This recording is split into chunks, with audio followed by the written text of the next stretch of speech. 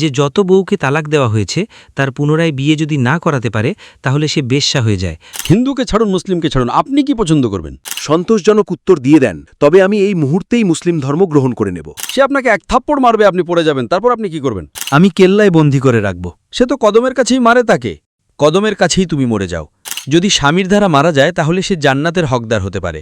আর বোনের ওপর যে জুলুম হচ্ছে সেটা সঠিক মনে হচ্ছে? তো আমি আপনার কাছে অনুরোধ করব যে আপনি আমাকে সন্তুষ্ট করে দিন।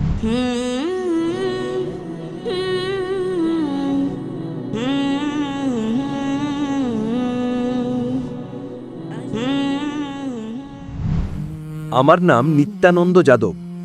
যে স্ত্রীর 1, 2, 3, 4টে বাচ্চা আছে আর তার 1, 2, 3টে ভুলের কারণে স্বামীর পক্ষ থেকে তালাক দিয়ে দেওয়া হয়, তারপর তার আর বিয়ে না হয় আর সে শরীর বিক্রি করা নারীতে পরিণত হয়ে যায়, এমন পরিস্থিতি আসতে পারে। তো মুসলিম সমাজে তালাক কেন, যেখানে হিন্দু ধর্মে তালাকের প্রথা নেই? আমার অনুরোধ ডক্টর জাকিরের কাছে যে আপনার উত্তরের উপর প্রশ্ন তৈরি হতে পারে। যদি আমাকে আপনি সন্তোষজনক উত্তর দিয়ে দেন তবে আমি এই মুহূর্তেই মুসলিম ধর্ম গ্রহণ করে নেব। কারণ আমি বিভিন্ন জলসায় গিয়েছি আর দেখেছি যে হিন্দু ধর্ম ভুল, মূর্তি পূজা ভুল। তো আজ মুসলমান ভাইরা 10,000 20,000 টাকার কোরবানি করে, কিন্তু 500 টাকার একটা ছাগল, শক্তিশালী মহিষ কিনে সবার সামনে ছেড়ে দিতে পারে না। আর মূর্তি পূজা ভুল, মূর্তি পূজা ভুল। তো আমি আপনার কাছে অনুরোধ করব, ইনশাআল্লাহ, বারবার আবেদন করব যে আপনি আমাকে সন্তুষ্ট করে দিন। ইনশাআল্লাহ আমি এই মুহূর্তেই ধর্ম গ্রহণ করব। ইনশাআল্লাহ আমি উত্তর দেওয়ার চেষ্টা করব। হেদায়েত দেওয়া আল্লাহর হাতে। আমি আপনাকে উত্তর দেব ইনশাআল্লাহ। ভাই সাহেবের প্রশ্ন হলো যে ইসলাম ধর্মে যদি কোনো নারী ভুল করে, 1, 2, 3, 4টে বাচ্চা আছে, 1, 2, 3টে ভুল করে মুসলমানরা তাকে তালাক দিয়ে দেয়, তারপর সেই নারী গিয়ে বাজারে নারীতে পরিণত হয়। হিন্দু ধর্মে তালাক তো নেই, তাহলে ইসলাম ধর্মে তালাক কেন আছে? মূলত আপনার প্রশ্ন হলো ইসলাম ধর্মে তালাক কেন আছে, ঠিক তো? হিন্দু ধর্মে নেই, এটা আপনার মূল প্রশ্ন, ঠিক ভাই সাহেব? জি জনাব, যে ইসলাম ধর্মে তালাক কেন আছে, ঠিক ভাই সাহেব? জি, কেন তালাক আছে? আপনার মতে তালাক থাকা উচিত না। বেশিরভাগ ধর্মে তালাক নেই, বিবাহ বিচ্ছেদ নেই। খ্রিস্ট ধর্মেও আপনি পড়বেন, খ্রিস্ট ধর্মে মথির সুসমাচার অধ্যায় 5 পদ 31 এবং 32, It has been told of the old time that thou shalt not give a bill of divorce. But I say unto you, প্রাচীনকালে বলা হয়েছিল যে তোমরা তালাকনামা দেবে না, কিন্তু আমি তোমাদের বলছি। আগে বলা হয়েছিল যে বিবাহ বিচ্ছেদ দেওয়া ভুল, কিন্তু আমি বলছি যদি না আপনার স্ত্রী অন্য কারো সাথে খারাপ কাজ করে তবেই আপনি বিবাহ বিচ্ছেদ দিতে পারবেন। তো এই বাইবেলে বিবাহ বিচ্ছেদের একটা শর্ত আছে, তাছাড়া বিবাহ বিচ্ছেদ দিতে পারবেন না। আর হিন্দু ধর্মে একদম ঠিক বলেছেন, হিন্দু ধর্মে বিবাহ বিচ্ছেদ তো নেই। এই ভারতে যে বিবাহ বিচ্ছেদ হচ্ছে সেটা ভারতীয় দণ্ডবিধি অনুযায়ী। আমি আপনার কথার সাথে একদম একমত। ইসলাম ধর্মে বিবাহ বিচ্ছেদ কেন আছে? ইসলাম ধর্মে বিবাহ বিচ্ছেদ আছে, কিন্তু এটা শেষ ধাপে আপনার ব্যবহার করা উচিত। কারণ নিকা একটা প্রতিশ্রুতি, যা কোরআন মাজিদে লেখা আছে। নিকা একটা প্রতিশ্রুতি, স্বামী ও স্ত্রীর মধ্যে একটা চুক্তি। নারী ও পুরুষ যখন বিয়ে করে, নিকা একটা প্রতিশ্রুতি, পবিত্র চুক্তি, একটা চুক্তি যে আমরা স্বামী স্ত্রী হব।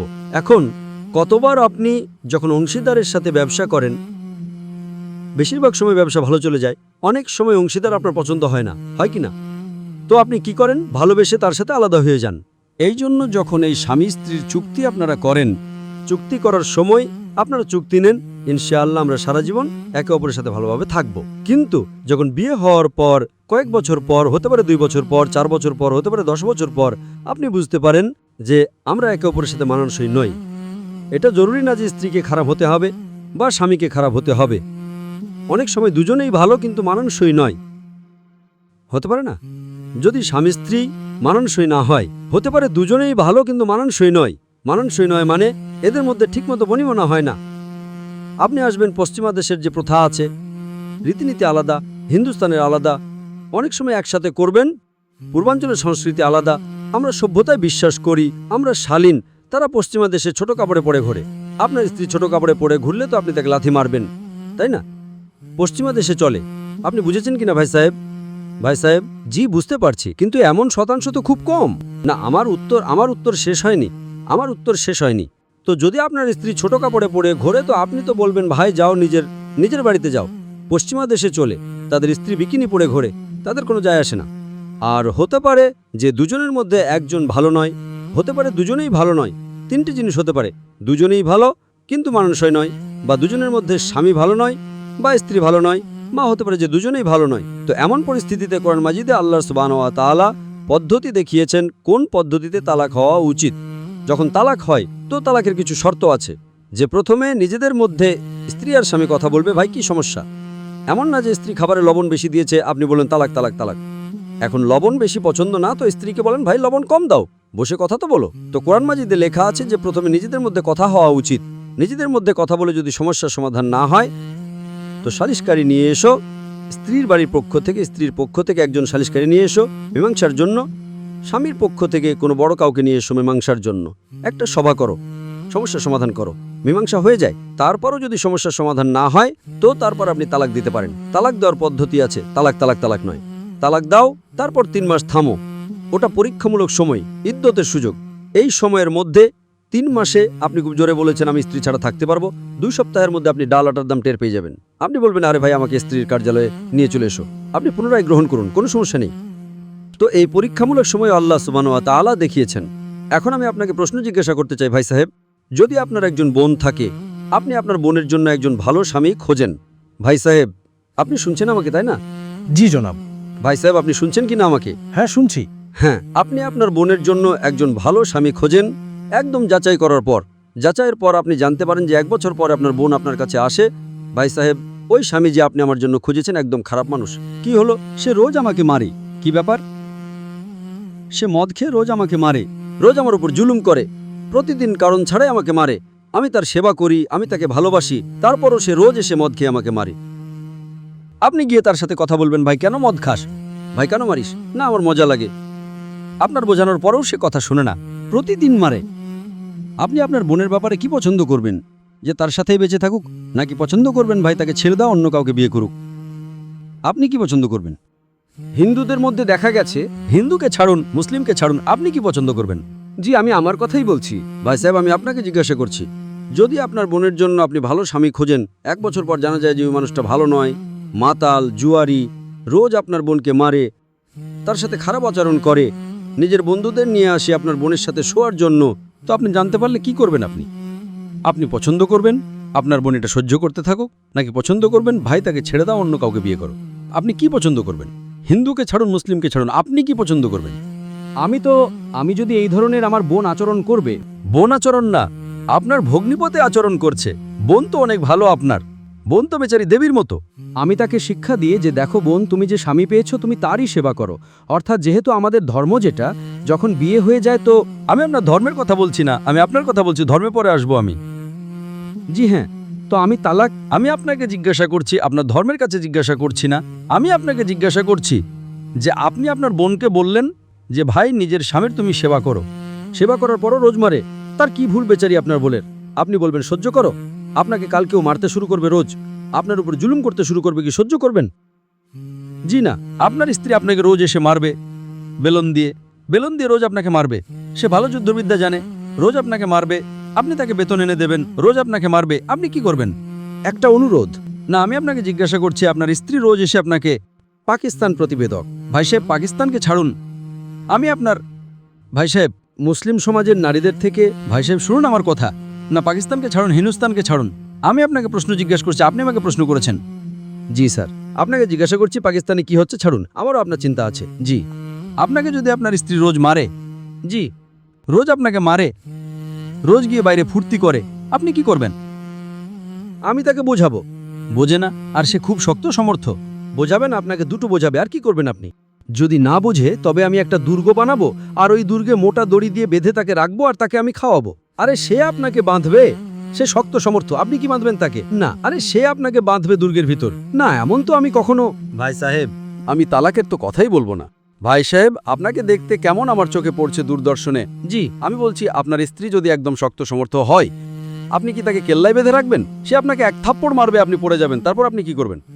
আমাদের যে নারীরা আছে রোজ মন্দিরে যায় আর প্রার্থনা করে, আরে ভাই সাহেব, আপনি ভালো বউ পেয়েছেন। হে ঈশ্বর, আমাদের স্বামীর জন্য দীর্ঘ আয়ু চাই। ভাই সাহেব, আপনার বউ খুব ভালো, আলহামদুলিল্লাহ। আমি আপনার বউর কথা বলছি না, আমি বলছি যদি তর্কের ক্ষেত্রে ধরে নিন, যদি আপনার বউ এমন হতো, ভগবান আপনাকে ভালো বউ দিয়েছেন তাই আপনি ভাগ্যবান। যদি আপনার বউ সঠিক না হতো তাহলে আপনি কি করতেন? জি স্যার, 1-2% হতে পারে, কিন্তু সাধারণের মধ্যে না। আর মুসলিমদের মধ্যে? আচ্ছা, 1-2%। 1-2%-এর কথাই বলছি, কি করতেন আপনি? জি স্যার। আপনি 1-2% কি করতেন? যদি 1-2%-এর মধ্যে এমন প্রতারক বউ বের হয় বা প্রতারক স্বামী বের হয়, তাহলে আপনি কি করবেন? 1-2%-এর মধ্যে হয়, কিন্তু আমাদের কি করবেন আপনি? আমরা মুসলমানদের সমাজে যাই আর দেখি যে রোজ তালাক দেওয়া হয়, রোজ তালাক দেওয়া হয়। আরে ভাই সাহেব, মুসলমানের কথায় পরে আসবো তো। আমি প্রথমে আপনাকে জিজ্ঞেস করছি, যদি আপনার বউ আপনার সাথে এমন আচরণ করতে শুরু করে বা আপনার ভগ্নিপতি আপনার বোনকে রোজ মারে, তাহলে আপনি কি করবেন? 1% হবে, 2% বলছেন, আমি 1% বলছি, আপনি কি করবেন? আমি তো কখনোই প্রস্তুত হব না। হবেন না, ছেড়ে দেবেন, তাই তো? না, তাকে ছাড়ব না। কি করবেন? আমি কেল্লায় বন্দি করে রাখব। আরে আপনি বন্দি করতে পারবেন না, সে আপনার চেয়ে বেশি শক্তিশালী ভাই সাহেব। না না, আরে আছে। না না। এখন যে আপনার বউ আছে ভাই সাহেব, সে ভালো। জি। আমি শুধু তর্কের খাতিরে বলছি, যদি এমন বউ হতো তাহলে কি করতেন? না, এমন তো হতেই পারে না। হয়নি, আপনি ভাগ্যবান ভাই সাহেব। না, সমস্ত মুসলমানদের আমরা চিন্তা রাখা মানুষ, ভাবি। আরে মুসলমানের কথায় পরে আসছি ভাই সাহেব, আমি সব জবাব দেব আপনাকে। আমি আপনাকে প্রশ্ন করছি, আপনার সাথে এমন আচরণ হলো, আপনার বোনকে যদি কেউ রোজ মারে, আপনার ভগ্নিপতি রোজ বিরক্ত করে, মেরে লাল নীল করে দেয়, মদ খায়, জুয়ারি হয়, তাহলে আপনি বোনকে কি বলবেন? আমি তো কখনোই প্রস্তুত হব না। না না, কি বলবেন আপনি আপনার বোনকে? বোনকে বলবেন কি না ছেড়ে দাও? না, তুমি যাও, তার কদমে গিয়ে পড়ে থাকো। সে তো কদমের কাছেই মারে তাকে। কদমের কাছেই তুমি মরে যাও, কদমের কাছেই তুমি মরে যাও। তো এটা কি মানবতা? না। এমন ধর্মকে মানেন আপনি? জি। এমন ধর্মকে মানেন যে স্বামী যদি স্বামীর দ্বারা মারা যায় তাহলে সে জান্নাতের হকদার হতে পারে। এটা কোথায় লেখা আছে? আপনি এমন কিতাবে বিশ্বাস করেন? যদি এমন কিতাবে লেখা থাকে তাহলে তো সব স্বামী নিজের বউকে মারতে শুরু করবে, তাই না? সব স্বামী মারতে শুরু করবে, বলবে চলো ইয়ার সে জান্নাতে যাবে, মারো। না, তো আমি তো বলছি স্যার, আরে ভাই সাহেব, আপনি যে 1-2% হতে পারে। আরে ভাই সাহেব, আপনি যা বলছেন সেই জন্যই ভারতবর্ষে নারীদের ওপর যত অবিচার হচ্ছে, তার কারণ এটা। তার কারণ হলো এটা যে হিন্দু নারীদের ওপর যখন অবিচার হয় তারা চুপচাপ সহ্য করে। কেন? তাকে আওয়াজ তোলা উচিত। মুসলমান নারীরা আওয়াজ তোলে, তাই আপনার চোখে পড়ে।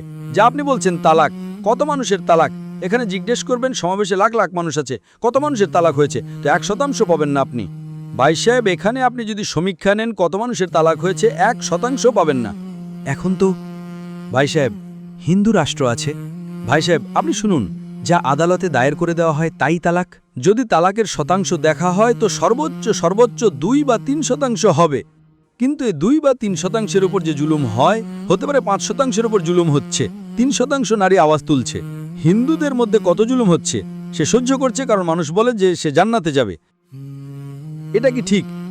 এমন ধর্ম হতে পারে যে জুলুম করে? আরে তোমার স্বামী তোমার ঈশ্বর, সে মাতালো, জুয়ারিও, তোমাকে মারেও, তোমার সাথে বন্ধুদের দিয়ে ধর্ষণ করায়, তারপরেও ঈশ্বর।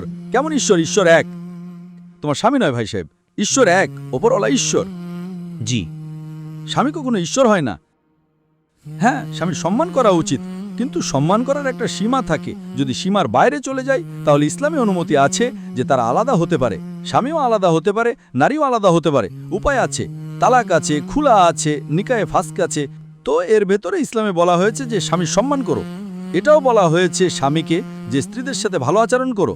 আল্লাহ রাসূল বলেন যে সবচেয়ে ভালো মুসলিম তারা যারা নিজের পরিবারের মানুষদের সাথে ভালো, বিশেষ করে নিজের স্ত্রীদের সাথে। তো কোরআনে লেখা আছে, হাদিসেও লেখা আছে যে আপনাদের নিজের স্ত্রীদের যত্ন নেওয়া উচিত, আর স্ত্রীদের বলা হয়েছে যে আপনাদের নিজের স্বামীর যত্ন নেওয়া উচিত। কোরআনে লেখা আছে সূরা বাকারা সূরা নম্বর 2 আয়াত নম্বর 187-তে, হুন্না লিবাসুল লাকুম ওয়া আনতুম লিবাসুল লাহুন্না। যে আপনাদের স্ত্রীরা স্বামীর পোশাক আর স্বামী স্ত্রীদের পোশাক। পোশাক মানে একে অপরকে সমর্থন দেয়, একে অপরকে রক্ষা করে, একে অপরকে সুন্দর করে তোলে। এটা ইসলাম, এটা একটা চুক্তি। এর মানে এই নয় যে আপনি বিয়ে করে দিয়েছেন তো জুলুমও করো। এই জন্যই সবচেয়ে বেশি যদি নারীদের ওপর জুলুম হয়ে থাকে সেটা ভারতবর্ষে হচ্ছে। গ্রামে গ্রামে জুলুম হচ্ছে কিন্তু আওয়াজ উঠছে না, কারণ আপনার মতো ভাই যদি নারীর কাছে থাকে তাহলে নারী কিভাবে মুক্তি পাবে? আপনার মতো ভাই আছে যারা বলবে যে কদমে পড়ে থাকো, মরে যাও, জান্নাতে যাবে। তো কোন বোন দোয়া করবে যে এমন ভাই তার কাছে থাকুক? কোন বোন দোয়া করবে? আপনার বোনের ওপর জুলুম হচ্ছে, তার জাহান্নাম তৈরি হচ্ছে, আর আপনার ভাই বলছে জান্নাতে যাবে। কেমন এটা? কেমন বিচার এটা? এই জন্যই মানুষ দোয়া করবে, এমন ভাই থেকে আমাকে মুক্তি দাও। এই ভাই থেকে রেহাই দাও। আর ইসলামে জুলুম করা হারাম, জুলুম সহ্য করা হারাম। আপনি যদি জালিমকে সঙ্গ দেন তাহলে আপনিও দোষী। সে জান্নাতে তো যাবে, তুমি যাবে নরকে। বুঝলেন ভাই সাহেব? ভাই সাহেব, ইসলামে ভাইয়ের ধর্ম হলো যে নিজের বোনের রক্ষা করা। যদি বোনের ওপর জুলুম হয়, ভাই বলবে যাও যাও, তো বোন তো হতে পারে স্বর্গে যাবে, বেচারি সহ্য করছে, তুমি নরকে যাবে, তোমাকে কে বাঁচাবে? কি ভাই সাহেব, আপনি কি নরকে যেতে চান না স্বর্গে? ভাই সাহেব, জি স্যার, মানছি আপনার কথা। আপনি স্বর্গে যেতে চান না নরকে? স্বর্গেতেই তো যাইতে চাইব। তো আপনি আপনার বোনের জীবনকে নরক বানাচ্ছেন আর আপনি যেতে চান স্বর্গে?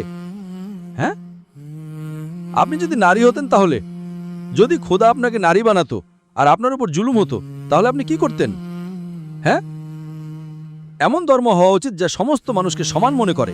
কোরআন শরীফে লেখা হয়েছে সূরা হুজুরাত সূরা নম্বর 49 আয়াত নম্বর 13-তে, يا أيها الناس إنا خلقناكم من ذكر وأنثى وجعلناكم شعوبا وقبائل لتعارفوا إن أكرمكم عند الله يتقاكم إن الله عليم خبير।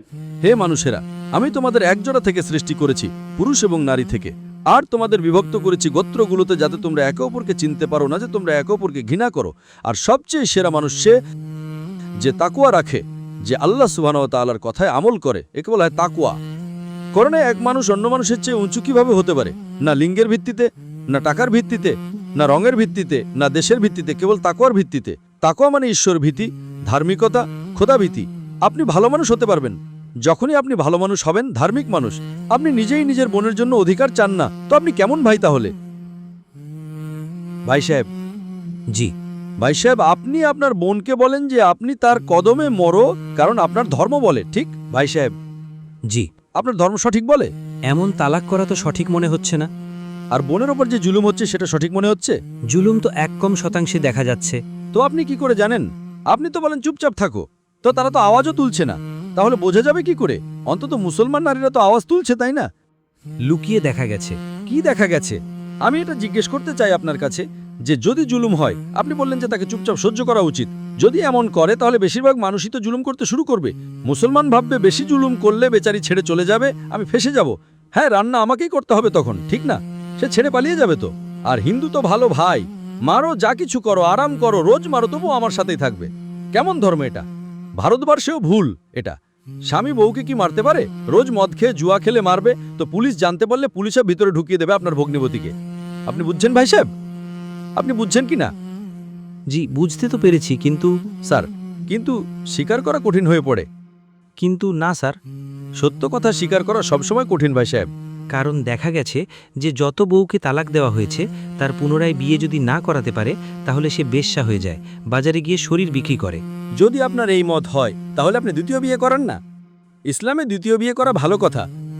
আমাদের রাসূল মুহাম্মদ সাল্লাল্লাহু আলাইহি ওয়াসাল্লাম যখন প্রথম বিয়ে করেছিলেন, সে বিধবা ছিলেন, তার স্বামী মারা গিয়েছিলেন। আপনি বুঝলেন তো? জি।